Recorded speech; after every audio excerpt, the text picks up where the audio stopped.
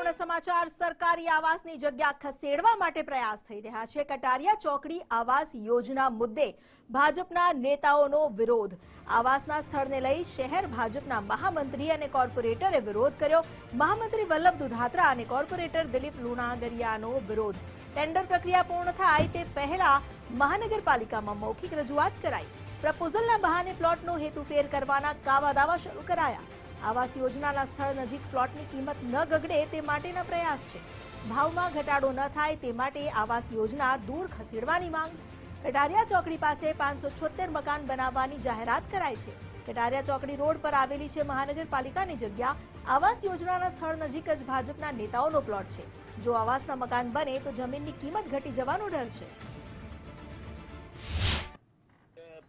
Project આખો છે એ 150 foot ring road touch છે અને વેચાણનો જે પ્લોટ છે તે અંદરની સાઈડ 60ના રોડ ઉપરનો છે।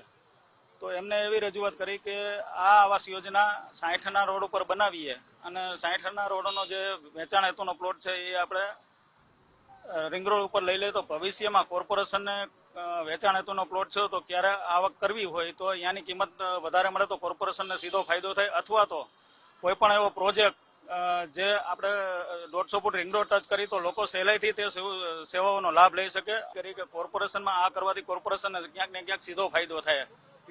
આજ લોકો હિંગરાજનગરને કઈ રજૂઆત કરવા આવ્યા છે કારણ કે હિંગરાજનગર સસ્તામાં જાય છે તો એમાં ભાવ ડબલ આવે? ના, એવી રજૂઆત મારી પાસે નથી આવી। આ જે જગ્યા છે આવાસ યોજના એની સામે પોતાનો કઈ પ્લોટ છે એ વાત છે? ના, એવું મારા ધ્યાનમાં નથી એવું। અમારી સાથે જોડાયા છે સંવાદદાતા રહીમ લાખાણી, તેમની સાથે વાત કરીએ। રહીમ, અહીં જે મકાન બનાવવાની હજુ તો જાહેરાત થઈ છે અને ત્યાં જ નેતાઓને જમીનની કિંમત ઘટી જવાનો ડર ઉભો થયો છે, એને માટેના જ શું કાવા દાવા ચાલી રહ્યા છે આ બધા?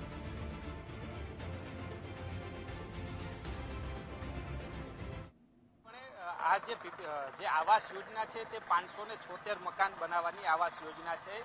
150 ફૂટ રિંગ રોડ છે જે 150 ફૂટ 2 રિંગ રોડ છે કે જ્યાં જે આવાસ યોજના જાહેર કરવામાં આવી છે। અમિતા, આવાસ યોજના જાહેર થઈ ગઈ છે। સરકાર દ્વારા આ આવાસ યોજનાને મંજૂરી પણ આપી દેવામાં આવી છે। માત્ર બાકી છે તો ટેન્ડર પ્રસિદ્ધ કરી અને કામ આપવાનું। ત્યાં જ જે ભાજપના જ નેતાઓ છે તેમને ક્યાંક પેટમાં દુખી ગયું।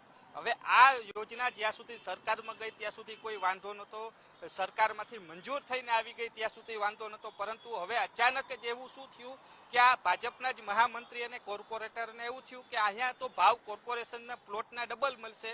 અરે ભાઈ, તમે હિંગરાજનગરમાં વાત નથી કરતા કે હિંગરાજનગરની કરોડોની જમીન સસ્તામાં આપી દો છો તો તેની તો રજૂઆત કરી ને એકઈ વાર। અને જ્યાં આવાસ યોજના જે વડાપ્રધાનનું એક સપનું છે કે ગરીબોને ઘર મળે એટલે આ આવાસ યોજના સરકાર દ્વારા તૈયાર કરવામાં આવે છે ને એમાં જ જે મહામંત્રી અને કોર્પોરેટરને કેમ પેટમાં દુખ્યું, આખો નકશો લઈ અને સ્ટેન્ડિંગ કમિટીના ચેરમેન આગળ પહોંચ્યા હતા કે ટીપી 10 છે તેમાં 75 નંબરનો પ્લોટ છે તે રોડ ટચ છે, અંદર બીજો પ્લોટ છે તે જે વેચાણ હેતુનો છે ત્યાં આવાસ યોજના લઈ જાઓ, એવી ક્યાં જરૂર પડી? જો આવાસ યોજના બનશે તો ફાયદો તો ગરીબોને જ થવાનો છે, કદાચ ભાવ ઊંચો જશે તો ફાયદો ગરીબોને થવાનો છે, પરંતુ ક્યાંક ને ક્યાંક આસપાસના વિસ્તારોની અંદર આ જ નેતાઓની જમીન છે। હવે અત્યારે શું ચાલી રહ્યું છે કે નેતાઓ પોતાના નામે આ જમીન નથી લેતા, પરંતુ પોતાના લાગતા વળગતા લોકો હોય છે તેના નામે એ વિસ્તારની અંદર જમીન પડી હશે એવું ક્યાંક કહી શકાય છે। એટલા માટે અચાનક યાદ આવે છે કે આ જો ટેન્ડર પ્રસિદ્ધ થઈ ગયું ને મળી ગયું તો આપણી જે જમીન છે તેનો ભાવ તળિયે જશે, કારણ કે ત્યાં રહેવા કોણ જવાનું છે? તો કે રાજકોટના જે ગરીબ લોકો છે તેને જ આનો તો લાભ મળવાનો છે। એટલે સ્પષ્ટપણે ક્યાંક આવી રજૂઆત લઈ આખો નકશો તૈયાર કરીને પહોંચ્યા હતા। લગભગ 2 કલાક સુધી સ્ટેન્ડિંગ કમિટીના ચેરમેનને સમજાવવામાં આવે છે। એટલે સૌથી મોટો સવાલ એ ઉત્પન્ન થઈ રહ્યો છે, ગરીબોની આવાસ છે તે છેવાડે મૂકવાની વાત છે ને રોડ ટચ જે જમીન છે તેનું વેચાણ કરવાની છે, વેચાણ હેતુ એટલે ક્યાંક એ પણ કહી શકાય કે વેચાણ હેતુ લે એટલે તેમને પણ ક્યાંક ફાયદો થાય। જે કોર્પોરેશન ટેન્ડર બહાર પડે તો સાઠગાંઠથી કદાચ એ પણ લેવાનો પ્લાન હોઈ શકે। એટલે સૌથી મોટો એ જ સવાલ ઉત્પન્ન થઈ રહ્યો છે કે એક હિંગરાજનગરની જમીન છે જે સસ્તામાં જાય છે, મીડિયા છેલ્લા અઠવાડિયાથી પ્રસિદ્ધ કરી રહ્યું છે કે આ જમીનને નોટિસ આપીને બિલ્ડરને સસ્તામાં આપવાની વાત થઈ રહી છે, તો એ તો દેખાતું નથી। આ ત્યારે આ નેતાઓ ક્યાં ગઈ છે કે ભાઈ આ જમીનની તો આટલા કરોડો રૂપિયા છે, તમે સસ્તામાં કેમ દો છો?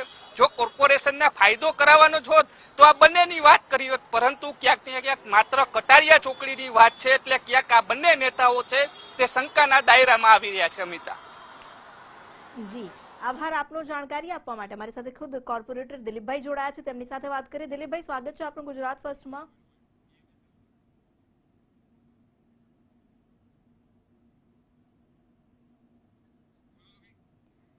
દિલીપભાઈ અમારી સાથે